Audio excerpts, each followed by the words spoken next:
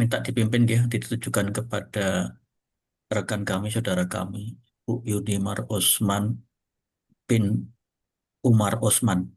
Ibu Yunimar Usman bin Umar Usman yang beliau sedang diuji sakit. Insya Allah dan mudah-mudahan dimudahkan, segera dimudahkan mendapatkan pengobatan dan disembuhkan kembali, Ustaz. Jadi nanti kami mohon doanya kita tujukan ke beliau. Baik, Bapak Ibu yang dirahmati Allah, Bismillahirrahmanirrahim. Assalamualaikum warahmatullahi wabarakatuh. Waalaikumsalam. Alhamdulillahirrahmanirrahim.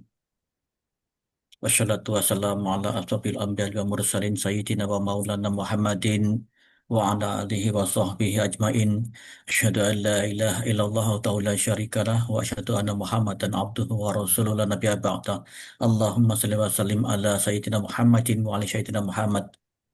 Rabbi israh li sadri wa yassir li amri wa hlul 'uqdatam min lisani yafqahu qawli. Rabbi zidni ilma warzuqni fahma. Alhamdulillahirabbil alamin. Puji syukur selalu kita panjatkan kehadirat Allah Subhanahu wa taala atas segala nikmat iman, nikmat sehat, dan alhamdulillah kita bisa bergabung di forum yang mubarakah ini semua karena izin Allah, karena rahmat Allah. Salawat dan taslim tak lupa kita selalu kunjukkan, kita haturkan kepada junjungan kita Nabi besar Muhammad Sallallahu Alaihi Wasallam, dan semoga kita menjadi umatnya yang insya Allah di hari akhir nanti mendapatkan syafaat. Amin. Amin ya rabbal alamin. Bapak Ibu yang dirahmati Allah, kita akan lanjutkan kajian pagi ini masih pada bab 40. Kita masuk pada hadis ke-8, ke-9 tadi ya. Kita masuk pada hadis ke-9 dan alhamdulillah kita sudah melalui beberapa hal. Pada bab ini kita akan membahas tentang silaturahim dan berbakti kepada orang tua. Dan ini memiliki hadis yang cukup banyak pada bab ini, pada 40 ini. Dan sebenarnya erat sekali dengan hubungan kita, ukhuwah Islamiyah kita, kemudian berbakti kepada orang tua ini di dalam kehidupan sehari-hari. Ini sangat kental sekali dengan apa yang kita alami dan sebenarnya kita harus memahami dengan baik agar kita bisa mendidik anak-anak kita berbakti kepada orang tua. Karena ini adalah salah satu roh dari ajaran fikih, dari fikih Islam yang disyariatkan, yang insya Allah bisa kita tuntunkan kepada putra dan putri kita.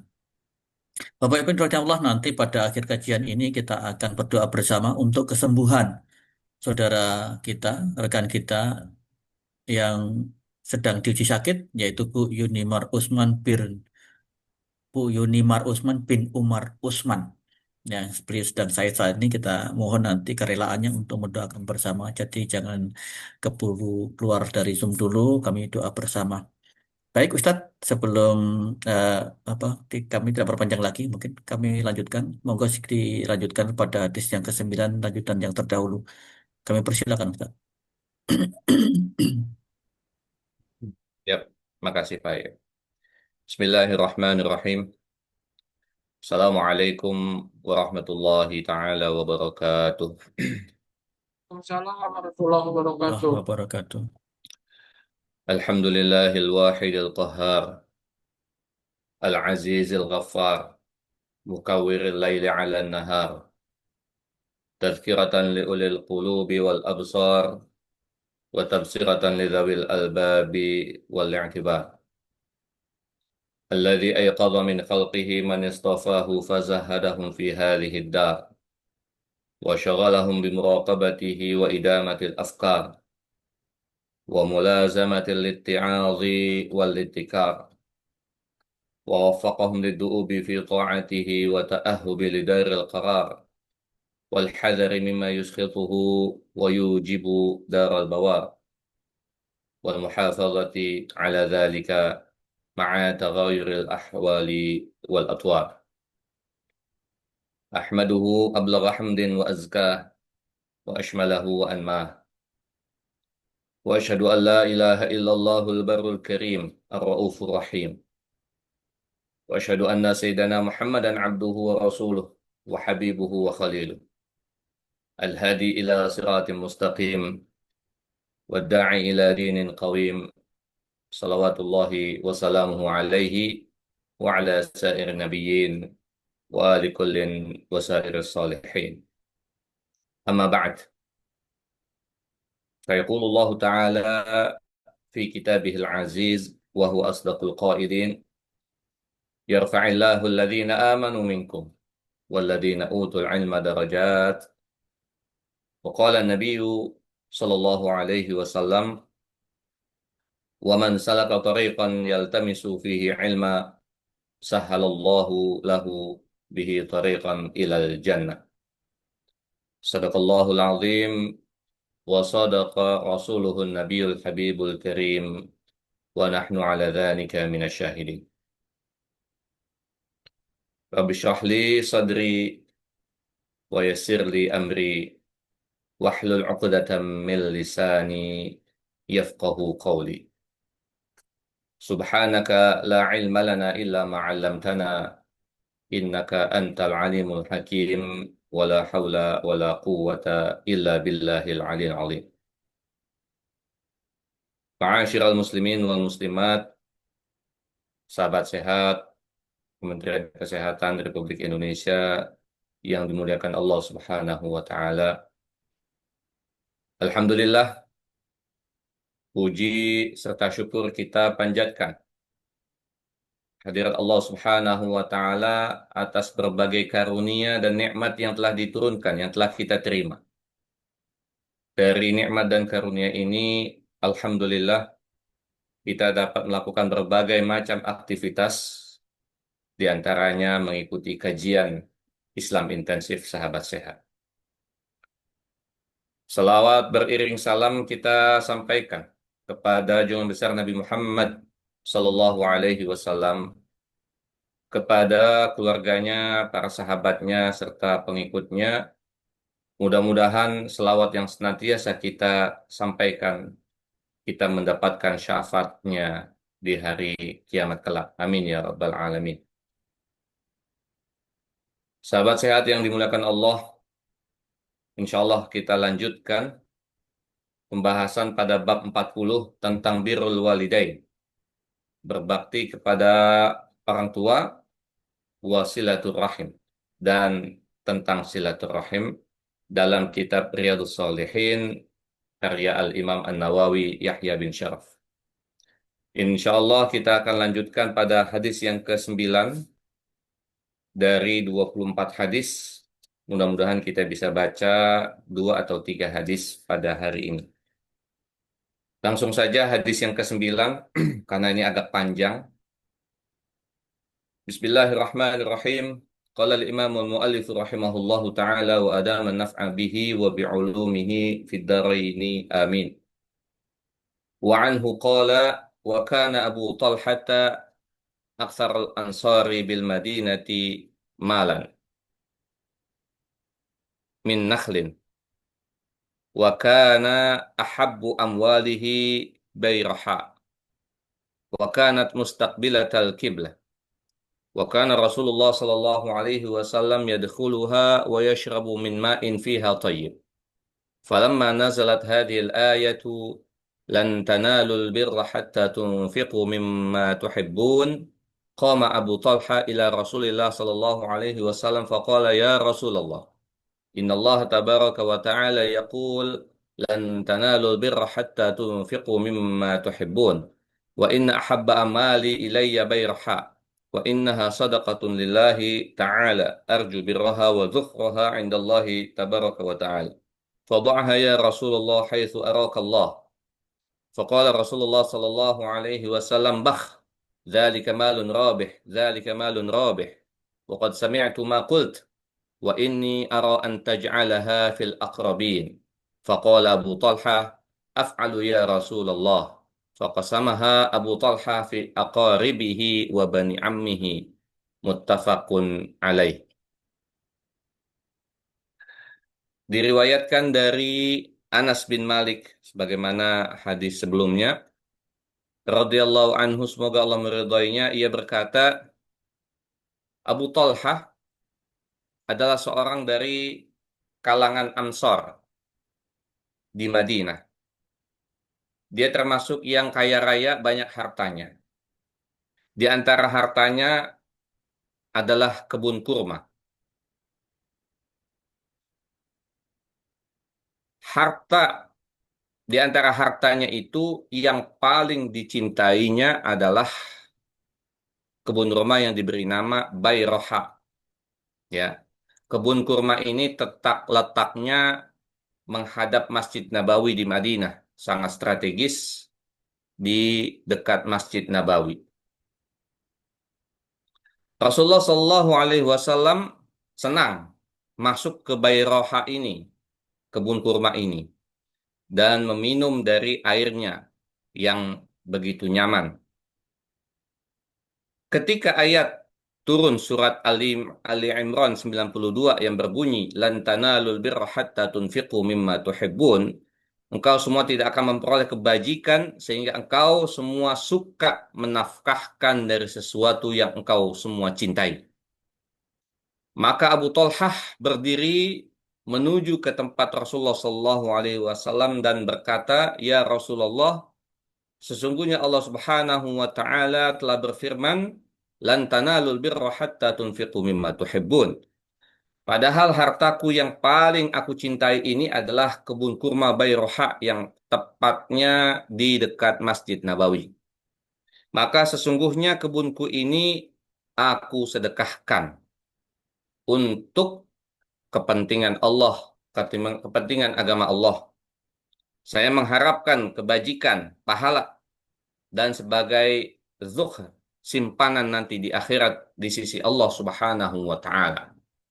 Maka dari itu, ya Rasulullah, gunakanlah kebun itu sebagaimana Allah memberitahukan kepada baginda. Kemudian Rasulullah Shallallahu alaihi wasallam bersabda, "Bakhin." Bah, ini adalah kalimat ta'ajub yang kalau diterjemahkan di sini Masya Allah itu. Aduh, yang sedemikian itu adalah merupakan harta yang paling banyak untungnya, berlipat ganda pahalanya bagi yang bersedekah. Yang demikian itu adalah merupakan harta yang banyak untungnya, diulang sampai 2-3 kali. Dan aku telah mendengar apa yang telah engkau ucapkan. Kemudian aku katakan, kata baginda Rasulullah Sallallahu Alaihi Wasallam, dan aku berpendapat bahwa agar kebun tersebut engkau berikan kepada kerabatmu. Abu Talhah kemudian mengatakan, Af'al ya Rasulullah.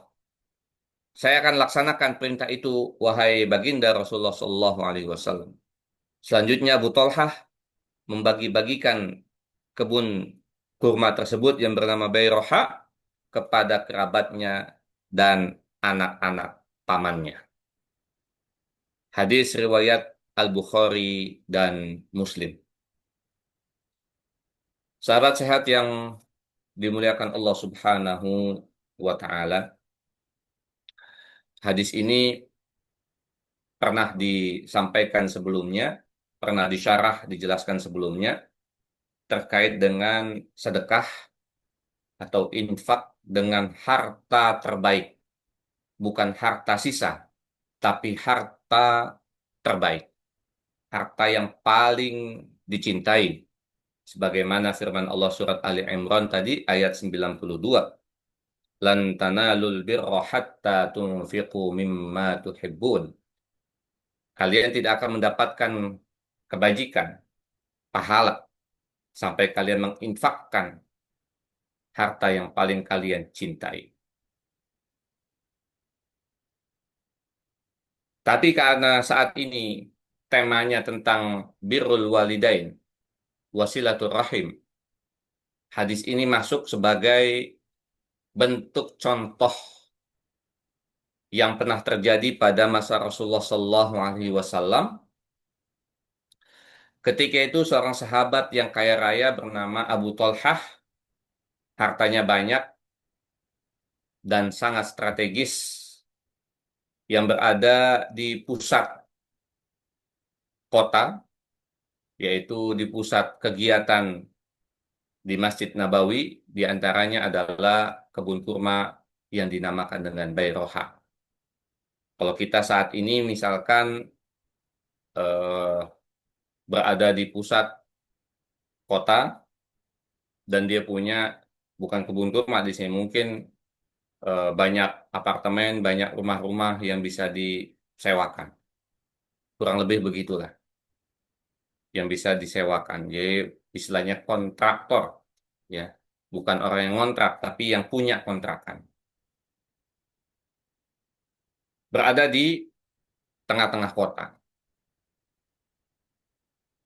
Ini adalah salah satu di antara harta yang dimiliki oleh Abu Talhah, saudagar kaya raya pada masa Rasulullah SAW. Ketika mendengar ada motivasi berinfak, yaitu dengan harta yang paling dicintai, yaitu tadi surat Ali Imran 92,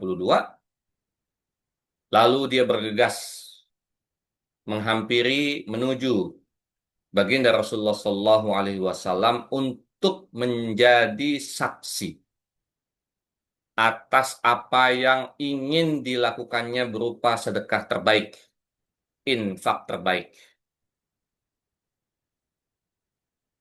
Abu Talhah mengatakan, wa inna hadhihi sadaqatun, ya, wa innaha sadaqatun lillah. Bairoha ini saya sedekahkan karena Allah Subhanahu wa taala, arju birroha wa dhukhra. Saya mengharap pahala dari Allah dan sebagai simpanan nanti di sisi Allah Subhanahu wa taala ketika nanti di akhirat. Ini sebuah mauqif, sebuah sikap yang sudah difikirkan matang-matang dalam diri seorang Abu Talhah. Tidak berpikir untuk kehidupan duniawi, tapi dia berpikir untuk ukhrawi. Alam dunia kita yang saat ini sedang menjalaninya fana, ya, akan binasa, akan hancur. Kita bukan abadi di dunia ini, tidak abadi. Entah kapan ajal pasti akan menjemput kita. Kita pindah ke alam barzakh, alam kubur, untuk menanti nanti alam akhirat, alam abadi. Orang yang cerdik, orang yang pandai, tidak menghabiskan sisa usianya di dunia ini untuk hal yang sia-sia. Tetapi bagaimana dia menabung, menyimpan, untuk dia angkat tabungannya, untuk dia tagih nanti di akhirat. Dengan apa?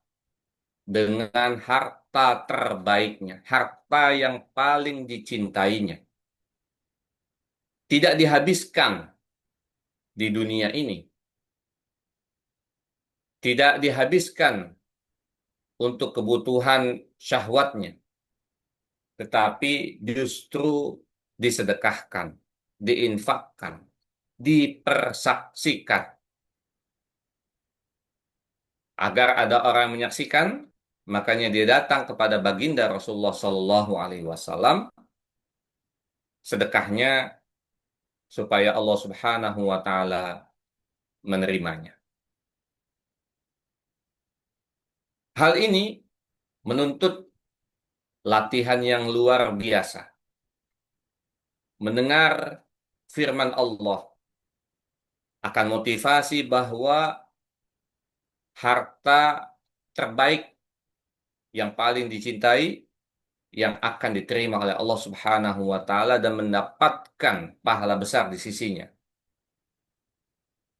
Ketika mendengar firman Allah tersebut, tergerak hati untuk melaksanakan perintah tersebut.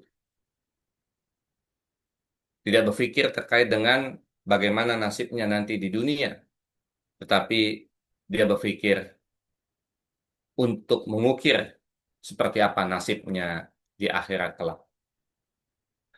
Sahabat sehat yang dimuliakan Allah Subhanahu wa taala. Motivasi inilah yang membuat Abu Talhah mendatangi baginda Rasulullah Sallallahu Alaihi Wasallam. Ketika Rasulullah mendengar persaksian tersebut dan pernah mengalami juga meminum air di sungai atau di sumber mata air yang ada di kebun kurma tersebut, kebun kurma milik Abu Talhah. Dan ketika tersampaikan bahwa ini menjadi sodaqotun lillah, sedekah untuk Allah Subhanahu wa taala, Rasulullah gembira bukan main dengan mengatakan sebuah ungkapan kegembiraan, karena itu adalah sebuah harta yang sangat menguntungkan, berada di tempat strategis, yang mana kalau itu sebagai bisnis akan berlipat-lipat keuntungannya. Tapi bagi Abu Talhah tidak melihat keuntungan duniawi. Yang diinginkan adalah bagaimana akhiratnya bisa selamat. Walaupun berada di tempat strategis, mendulang cuan begitu banyak dengan bisnisnya, itu tidak dilakukan untuk mengembangkan bisnis di tempat tersebut. Justru itu disedekahkan, diberikan kepada baginda Rasulullah SAW untuk kepentingan umat. Rasulullah ketika mendengar persaksian tersebut demikian gembira, karena itu adalah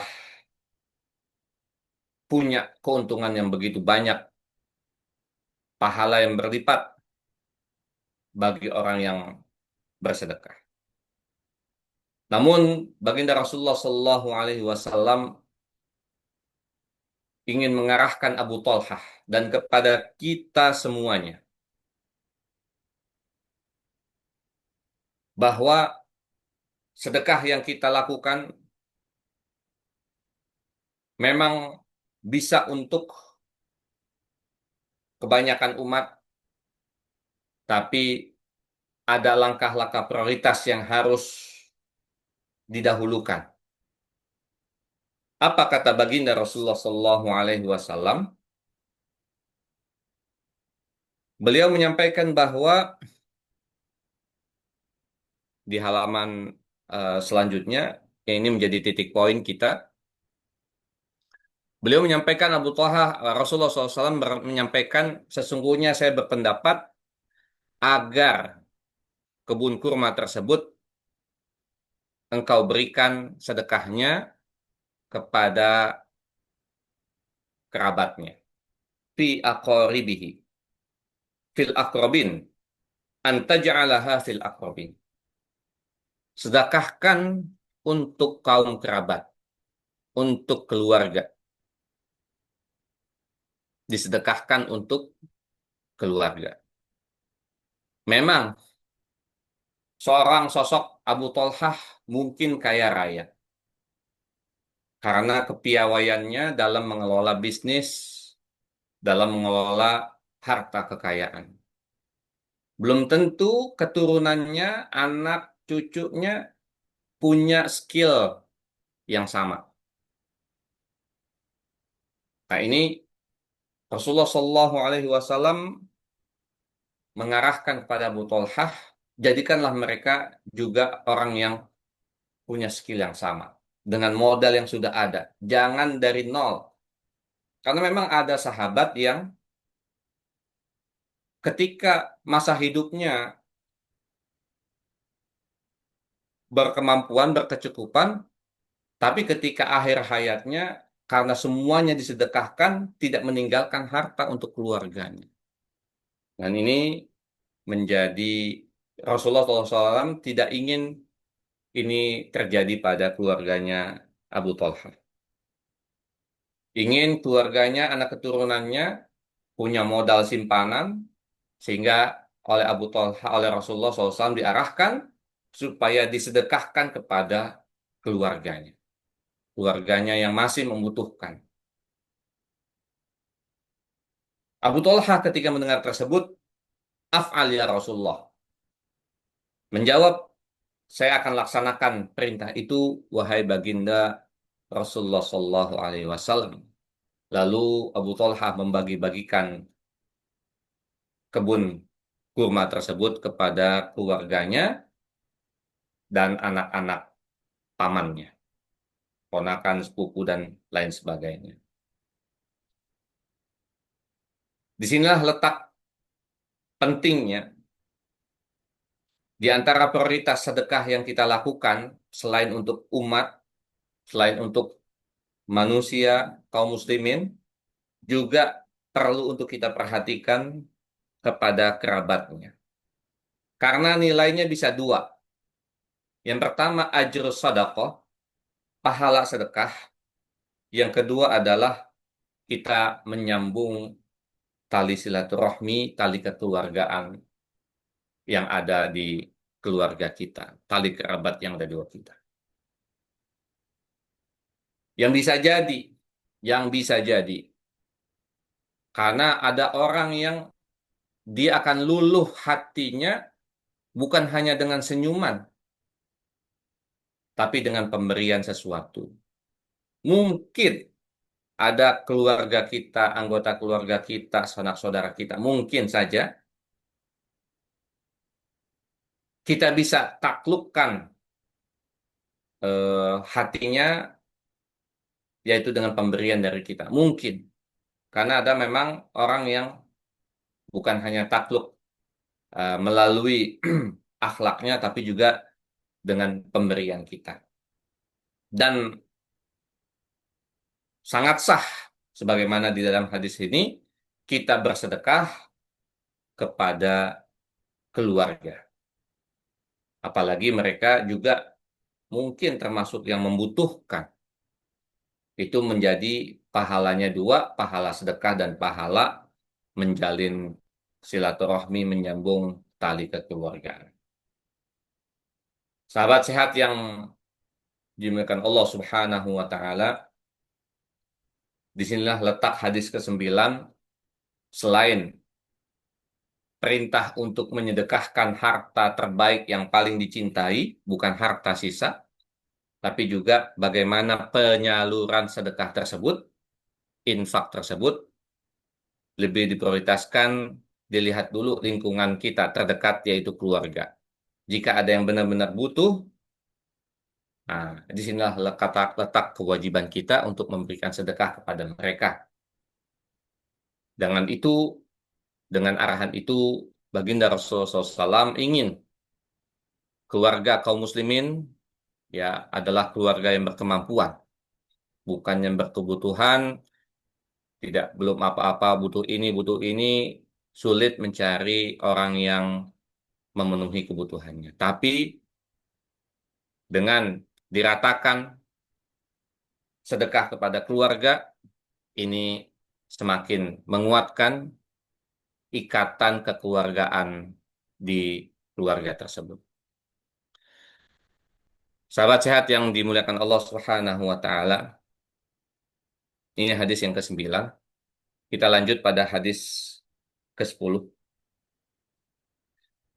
Bismillahirrahmanirrahim.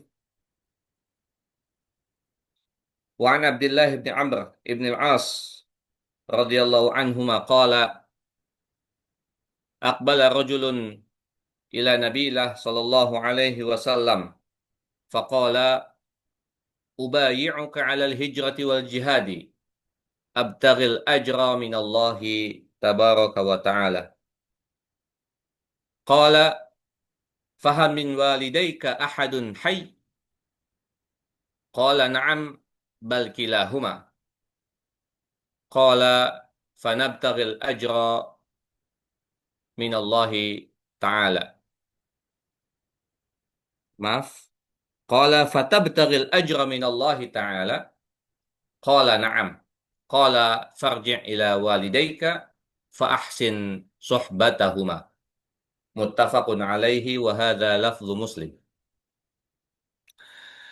Diriwayatkan dari Abdullah ibni Amr ibn al-As radhiyallahu anhuma, semoga Allah meridhai keduanya.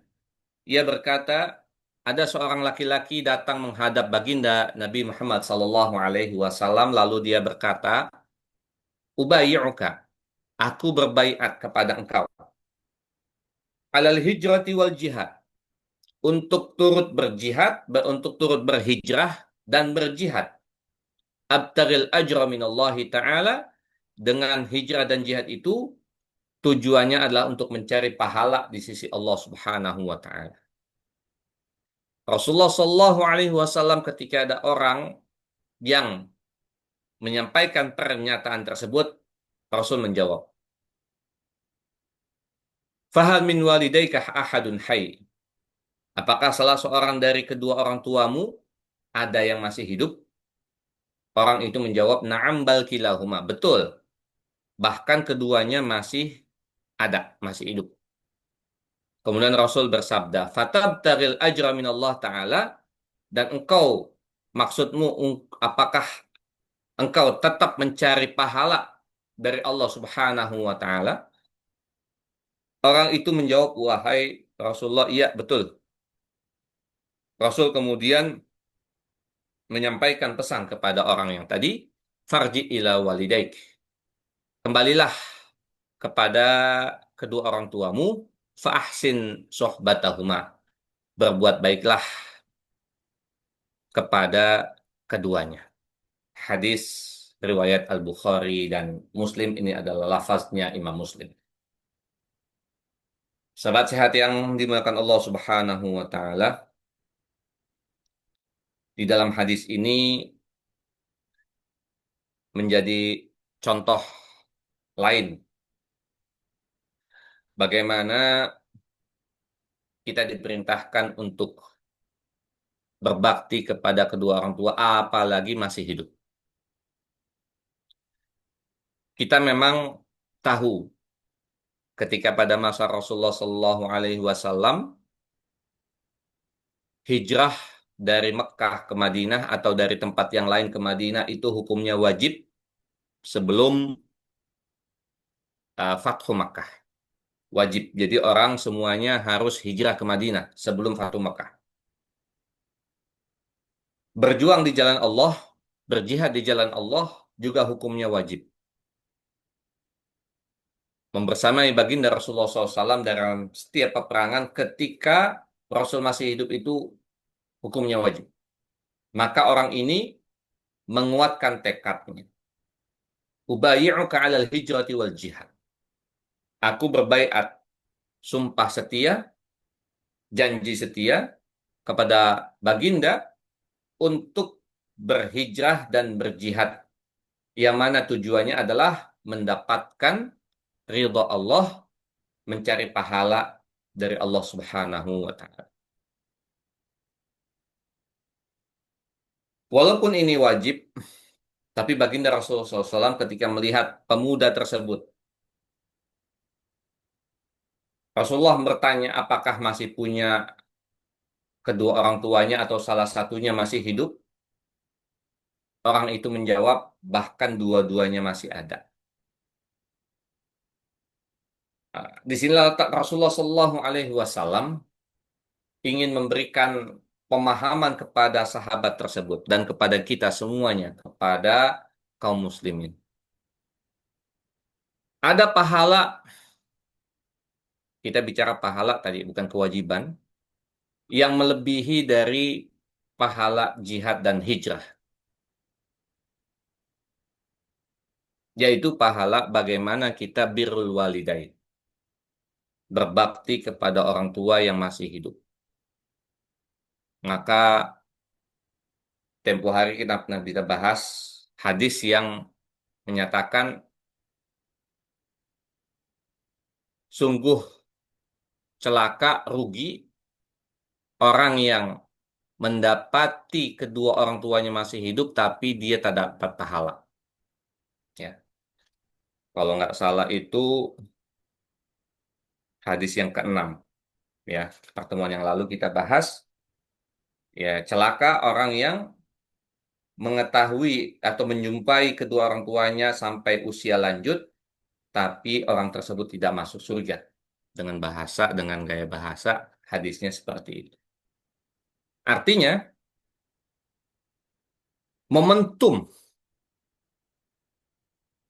pintu surga ada di hadapan kita bagi orang tua yang masih ada, masih hidup, untuk kita berbuat baik, berbakti kepada keduanya. Baik keduanya maupun salah satunya. Ini adalah juga dinilai lebih utama dari jihad, dari berjuang di jalan Allah. Karena apa?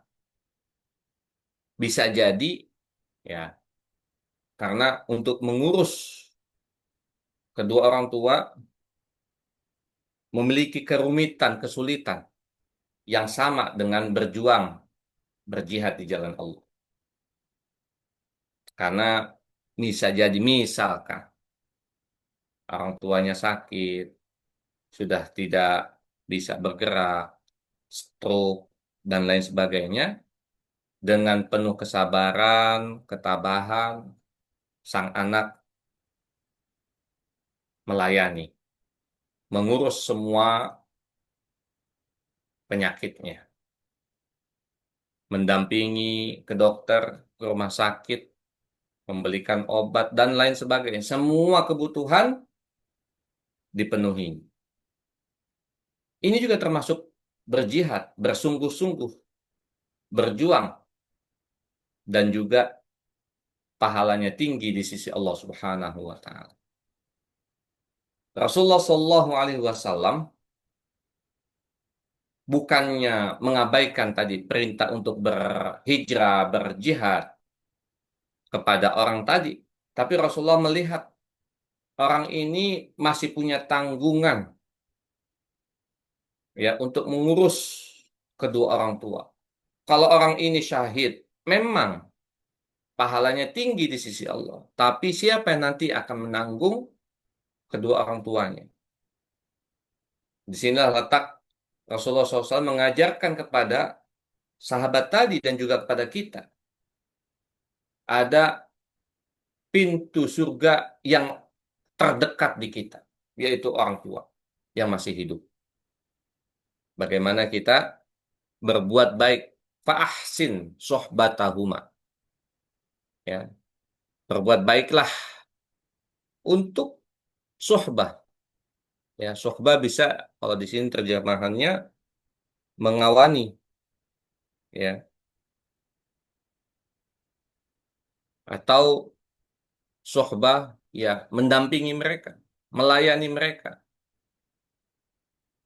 Punya kebutuhan apa, kita penuhi. Di sini letak berjihad, berjuang, bersungguh-sungguh, berbakti kepada kedua orang tua. Sahabat sehat yang dimuliakan Allah Subhanahu wa Ta'ala, tidak perlu jauh-jauh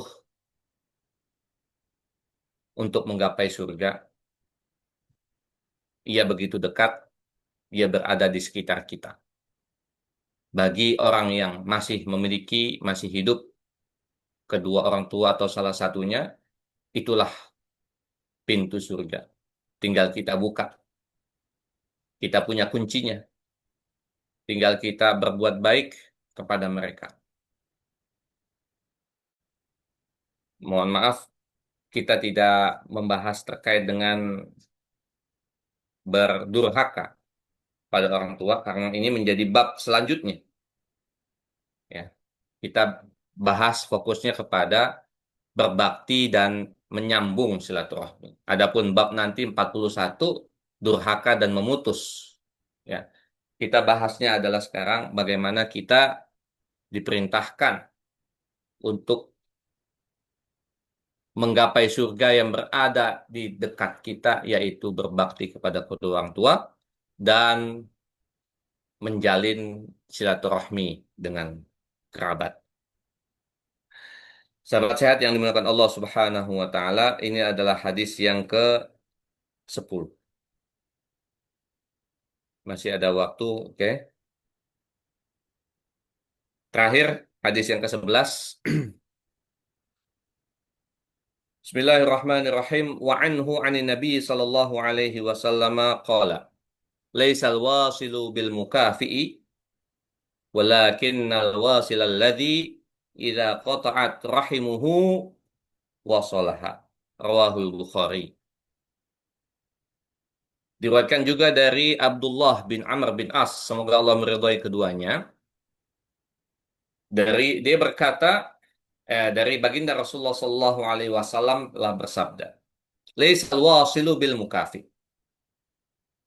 Bukanlah orang yang menyambung silaturahmi itu bil mukafi, dengan cara dengan orang yang mencukupi. Maksudnya mukafi di sini adalah eh, ya Pak, imbalan setara. Misalkan begini. Ini mengibaratkan orang yang nyambung silaturahmi itu bukan yang kalau orang lain berbuat begitu kita balas begitu, ya, setara, mukafi, jadi seimbang. Kalau di sini terjemahannya bukanlah orang yang menghubungi mempererat kekurangan itu dengan orang yang mencukupi. Nah, agak sedikit sulit dipahami, yakni yang sama-sama menghubunginya, ya. Maksud di sini adalah orang yang al-wasil, menyambung silaturahmi itu bukan dengan cara yang kalau orang tadi nyambung, kita nyambungin. Kalau orang itu putus, kita putusin. Nggak begitu. Kalau orang itu ngasih hadiah 10, kita ngasih hadiah 10. Enggak. Bukan begitu caranya. Walakin wasil, tapi diluruskan oleh baginda Rasulullah, orang yang menyambung silaturahmi itu, idza qata'at rahimuhu wasalaha. Apabila keluarganya itu memutuskan, putus ikatan silaturahminya, ikatan kekeluargaannya, nggak mau datang, nggak mau apa, wasolaha, lalu ia menyambungnya, menyambung kembali. Hadis riwayat Al-Bukhari. Sahabat sehat yang bukan Allah Subhanahu wa Ta'ala, dalam ikatan kekeluargaan itu ada 3 macam jenis manusia. Yang pertama adalah orang yang menyambung silaturahmi, nyambung ikatan kekeluargaan. Yang kedua adalah orang yang tadi seimbang. Maksudnya seimbang di sini, orang yang mengimbangi adalah orang yang membalas sikap serupa terhadap keluarganya. Jadi dia nggak mau main, ya kita nggak main. Gitu kayak hubungan diplomasi gitu. Dia nggak mau begini, nggak perlu nggak usah dibalas. Dia nggak balas, nggak usah balas. Dia nggak datang, kita nggak datang. Bukan begitu caranya. Itu yang kedua, ya. Orang yang mukafi bahasa hadisnya, yang menyeimbangi. Dan yang ketiga adalah al-muqati, orang yang memutuskan silaturahmi. Ya. Nah, Rasulullah SAW ingin meluruskan, ingin memberikan pemahaman kuat kepada kita umatnya adalah orang yang menyambung silaturahmi adalah orang yang kalau dia putusin kita sambungin. Jadi kita yang memulai lebih dahulu. Gitu. Kita orang yang memulai lebih dahulu untuk menyambung silaturahmi. Padahal orang itu, keluarga kita maksudnya, dia memutuskan. Dia nggak mau datang, dia nggak mau ngasih, apa namanya, kalau biasa datang tuh gawanan, gitu. Tapi kita mulai duluan. Kita datang, kita bawain gawanan. Dia nggak mau datang lagi, nggak usah dipikirin. Besokannya atau misalkan Lebaran gitu ya, biasa kita momentum Lebaran, ada orang yang mau maaf, udah dihitung tuh. Dia udah 3 kali Lebaran nggak pernah datang. Ngapain gue datang ke sana? Nggak begitu. Ya. 3 kali Lebaran kita tetap datang, kita datang silaturahmi, kita ngasih kue Lebaran, walaupun orang itu nggak balas datang kunjungan pada kita. Itu yang disebut dengan al-wasil, yang menyambung silaturahmi adalah yang kepada orang yang memutuskan. Itu yang namanya al-wasil, yang manusia tadi, yang pertama, yang menyambung silaturahmi. Bukan yang kedua, yang menyeimbangi, dia nggak datang, kita nggak datang. Tapi justru kita datang terlebih dahulu untuk mempererat ikatan kekeluargaan. Sahabat sehat yang dimuliakan Allah Subhanahu wa taala, ini hadis yang ke-11 terkait dengan pelurusan pemahaman terkait dengan orang yang menyambung silaturahmi adalah orang yang kepada yang memutuskan.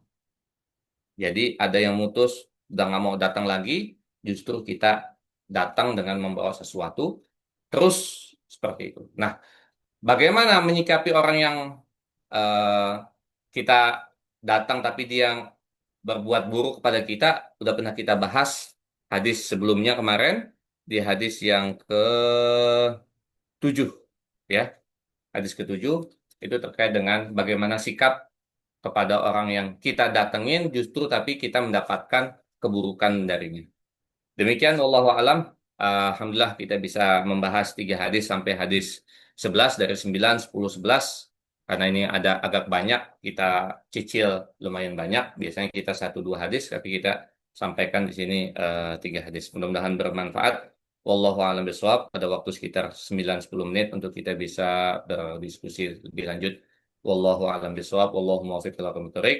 Kurang lebihnya mohon maaf. Wassalamualaikum warahmatullahi taala wabarakatuh. Waalaikumsalam warahmatullahi wabarakatuh. Alhamdulillah, terima kasih Ustaz telah menjelaskan 3 hadis tadi. Menarik sekali hadis yang tadi dijelaskan pertama yang dari kisah Abu Thalhah ya. Kalau kita sikapi seakan-akan apa sih cuman harta aja yang disedekahkan gitu. Padahal maknanya sangat besar, itu mengandung makna yang luar biasa, kekaguman. Yang pertama adalah eh, sedekah tadi bukan persoalan besarnya, bukan soal indahnya, tetapi soal keikhlasannya. Jadi menguji keikhlasan karena yang disedekahkan ini adalah yang dicintai. Jadi dari harta yang dicintai berbeda dengan oh yang paling bagus yang berikan. Kalau itu nggak dicintai, nggak disukai, ya nilainya berbeda. Jadi karena di situ ditekankan bahwa sedekah dengan harta cintai. Ini ada kisah di petani kampung ini, Ustaz, ya kebetulan tetangga juga. Jadi sisi minta untuk sedekah, yang disedekahkan itu cangkulnya. Menurut dia cangkul ini sangat enak. Kalau saya kayak bekerja saya tidak capek dan tajam. Dan banyak orang yang suka cangkul ini. Saya suka dengan cangkul ini. Dan pernah ditawar cangkulnya itu 2 kali lipat dengan cangkul baru, harga cangkul baru. Tapi tidak diberikan. Nah, pada akhirnya begitu sedekah dan dapat tadi dia nggak punya apa-apa kecuali cangkul. Diberikan cangkul. Dia masih ada cangkul yang satu tapi tumpul. Nah, di situ maknanya akhirnya dijelaskan di situ. Katanya bersedekah harus yang dicintai. Ini yang aku cintai dan ini memang dihargai. Dan kemudian orang Allahu lain juga Akbar. menghargai cangkul itu. Allahu Akbar. Menurut orang lain diukur itu. Keikhlasan. Jadi ini ternyata dari makna dari hadis ini pertama adalah kenapa dicintai tadi ada karena menumbuhkan bahwa sebetulnya tumbuh dari keikhlasan hati dari hadis yang pertama tadi Abu Talha. Yang kemudian yang kedua, ya ketika Abu Talha tadi merespon turunnya wahyu dan kemudian spontan melakukan itu bentuk keikhlasan yang luar biasa yang jarang ditunjukkan dari sahabat-sahabat yang lainnya. Artinya betapa tingginya niat keikhlasan kedalaman iman dari Abu Talha tadi. Jadi sedekah yang dicintainya, kemudian keikhlasan yang ditanamkan dari sedekah itu. Jadi jangan sampai berat, plong lah istilahnya kalau sedekah ya jangan dilihat lagi Bismillah ya Bismillah gitu. Berapa besarnya nggak usah ditengok-tengok lagi. Itu kira-kira makna dari hadis yang pertama tadi kalau kita refleksikan dengan kehidupan kita setiap hari mungkin itu. Itu Ustaz. Kemudian tadi digambarkan bagaimana eh, berbakti kepada orang tua adalah sebagai bentuk jihad yang luar biasa. Jadi nggak perlu perang kalau masih ada kedua orang tua. Ayo disapa saja itu sudah luar biasa.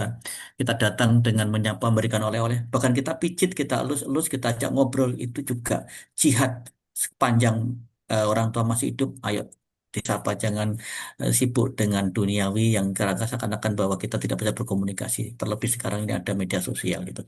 Baik Bapak Ibu sekalian, silakan barangkali ada yang ingin bertanya tentang seputar berbakti kepada orang tua dan silaturahim. Kami persilakan. Ada yang ingin bertanya langsung? Monggo. Alhamdulillah. Ini ada tanya, jika kita tidak sanggup ziarah ke makam orang tua, apakah tidak termasuk berbakti kepada orang tua? Apakah bisa tertutup dengan sedekah untuk orang tua, berdoa, menyambung silaturahim sanak kerabat orang tua? Monggo Ustaz. Ya. Bismillahirrahmanirrahim. Wassalamu ala Rasulullah. Wa ba'd. Wallahu alam. Jadi pahalanya tentu akan berbeda ketika kita mendapati kedua orang tua masih hidup, sudah sampai lanjut, kita datang, kita berbakti, kita melayani. Ya, pahalanya tentu berbeda dengan yang selainnya. Misalkan orang tua sudah wafat, terus kita ziarah kubur, beda tentu. Itu ada pahala tersendiri. Ya. Kemudian mereka sudah wafat, kita berdoa untuknya. Beda lagi, itu pahala-pahala tersendiri. Gitu. Kemudian menyambung silaturahmi kepada sanak kerabat orang tua, teman-temannya yang masih hidup, ya tempat teman rekan kerjanya ataupun dari familinya, keluarganya. Nah, itu pahala tersendiri. Jadi tidak tergantikan. Makanya Rasulullah SAW pada pertemuan yang lalu kita sudah sampaikan ketika mendapati kedua orang tua masih hidup sampai usia lanjut, kemudian kita tidak dapat pahala dari mereka, itu sangat rugi, sangat celaka. Kenapa? Pahalanya begitu besar dan ditekankan di sini di hadis yang kita kaji tadi, di hadis 10 tadi, ya akan makna tersebut. Gitu. Ada orang izin minta berjihad, berperang di jalan Allah. Pahalanya begitu besar, langsung surga. Tapi ketika Rasul tahu masih punya orang tua, ente ke situ dulu. Berbakti kepada orang tua. Karena apa? Kalau udah wafat, udah meninggalkan dunia, udah beda judul. Gitu. Nah, ketika masih hidup inilah manfaatkan momentum terbesar pahala surga yang ada terdekat di kita, yaitu kedua orang tua. Gitu ya. Kalau bahasanya apakah bisa tergantikan, ya nggak bisa, gitu ya.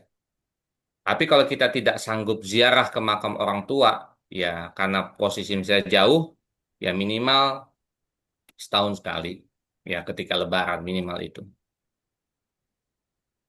Yang namanya disebut berbakti di sini kita fokuskan pada yang masih hidup, ya.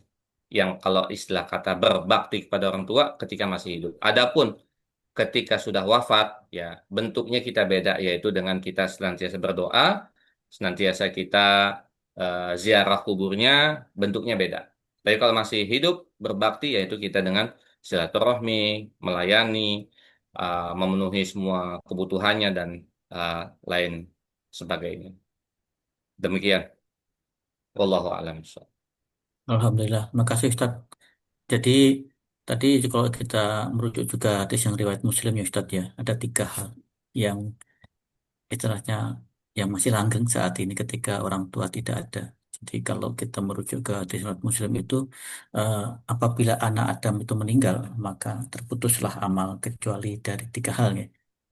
Jariah, ilmu bermanfaat atau anak saleh yang mendoakan. Ya ini masih bagian yang bisa dimaknai doa itu masih sangat apa namanya sakral untuk disampaikan atau ditunjukkan kepada orang tua. Jadi itu upaya orang tua dan ini memang salah satu hal yang diwasiatkan Rasul kepada kita kalau orang tua sudah tidak ada paling tidak kita mendoakan itu sebagai bentuk berbakti.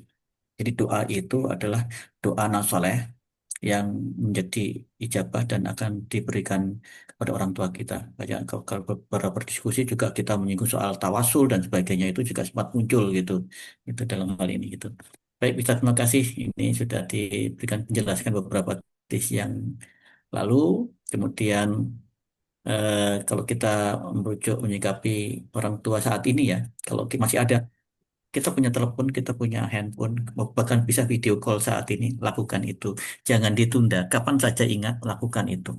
Karena itu bentuk juga menyapa orang tua adalah berbakti.